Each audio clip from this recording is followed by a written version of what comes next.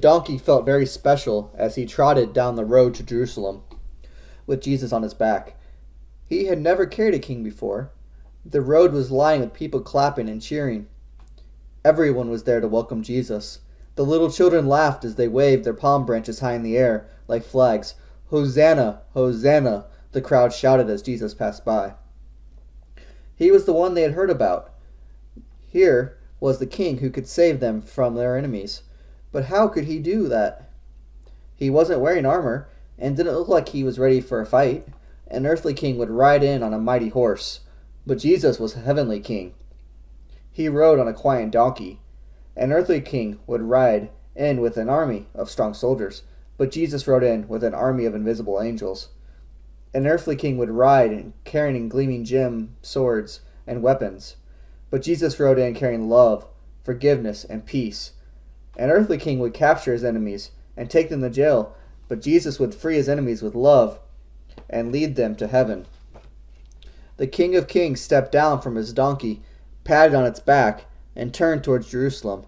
He had only a few days left to live on earth, just a few days to show the world what love looked like, and so his last days began. Disciples were excited. Jesus had invited them to a secret supper, but they'd been walking through the dusty streets of Jerusalem all day.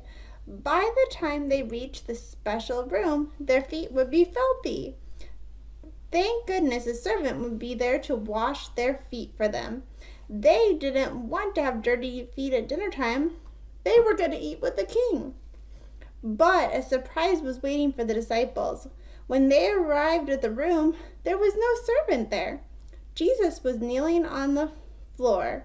A bowl of soapy water was next to him, and he had a towel tied around his waist. Right there in the room, Jesus showed his disciples what love looked like. He took their feet in his hands and washed them just like a servant would. The hands that created the world washed their feet. The special one from heaven made the disciples feel like they were the special ones.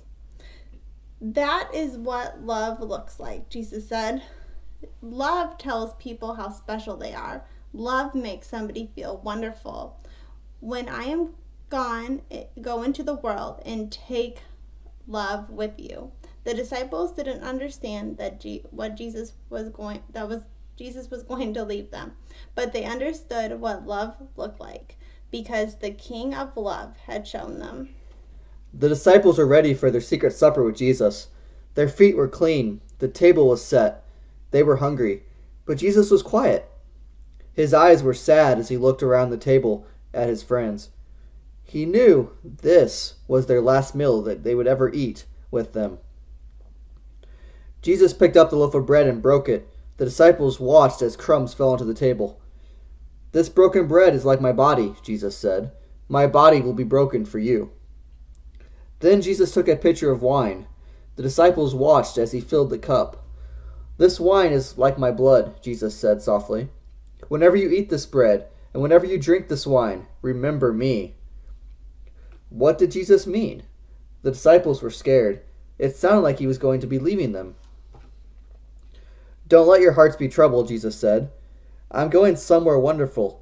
You cannot come with me yet, but one day I will come back and take you with me. It's beautiful, a happy place with lots of rooms. It's a home that's big enough for everyone, and I'm going to get it ready for you." The disciples were still worried. How would they know how to get to that special place? But Jesus told them, "I am the way." Jesus replied, "Believe in me, be like me, live like me, love like me, because I am the way to heaven." Darkness fell as the disciples followed Jesus out into the streets. Jesus walked through the quiet streets towards the Garden of Gethsemane. He wanted to pray. The moon shone through the olive leaves as Jesus knelt down. The garden was gloomy. All was still. "Father, are you there?" Jesus said quietly. "Do I have to die? Is there another way we can teach the world about heaven?" There was no reply. Jesus sobbed. He didn't want to die, but he trusted God. And even though he felt all alone, he knew that God was with him. He was ready. The sound of the heavy footsteps broke the silence of the night. Angry shouts filled the air. Jesus looked up through his tears. Shadowy figures came towards him. Torches flickered in the darkness. The soldiers were there to take him away. Jesus stood up. It was time to go. High on the hillside, Jesus hung on the cross. Long, sharp nails pinned him to the wood. A crown of spiky thorns dug deep into his forehead. Jesus was ready to die, but he was still afraid. He could see his mother crying. He could hear the soldiers laughing at him. He could feel the sharp nails through his hands and his feet. Jesus cried out. He could not move. He could not breathe. He felt all alone. Where was his Father now? The sun disappeared behind a large gray cloud. Cold crept in. Darkness covered the world. Jesus closed his eyes. He bowed his head. He took one last breath. And at 3 o'clock in the afternoon, in that cold and darkness, Jesus died. The winds howled. The whole earth trembled. The rocks shattered. The hills quaked. And the mighty curtain in the temple split in two. But Jesus was still. It was finished. Jesus had died. Joseph and Nicodemus were sad. They carefully took Jesus' body down from the cross. They cleaned him. They wrapped his body in stripes of white linen and carried him to a quiet cave on a hillside. They laid Jesus down inside the cave. Then they said goodbye. Before they left, they rolled a big stone over the entrance. Outside the cave, 2 guards kept watch. The big and heavy stone was sealed in place, and for 3 whole days all was still. But inside that quiet cave, God was working. If you tried to peek inside, you couldn't see anything. If you stood outside and put your ear to the big stone, you wouldn't hear anything. If you tried to imagine what was happening, you couldn't.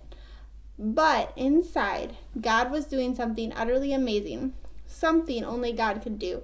Jesus waited, and the world held its breath and waited for him. There was something special about the day. The birds that lived in the trees above the quiet cave knew it. They knew it when they opened their eyes that morning and saw the sunrise. The sun peeked out over the horizon and seemed to wink at the world. Pinks and oranges, yellows and reds, flooded the sky. Golden rays reached out like fingers towards the cave and twinkled as if it were holding a secret. The birds could feel an early morning whisper as the song gliding through the trees. And now the birds could hear it, a whisper that got louder as it danced along. It was a name carried on the wind, sailing through the leaves, rushing through the grass. The birds perked up and opened their beaks to join the chorus of all creation, as every living thing sang the name that is above any other name, Jesus, Jesus, Jesus is alive. The big stone had been moved. The cave was empty. The sun was shining. Jesus, King of the whole world, was alive again.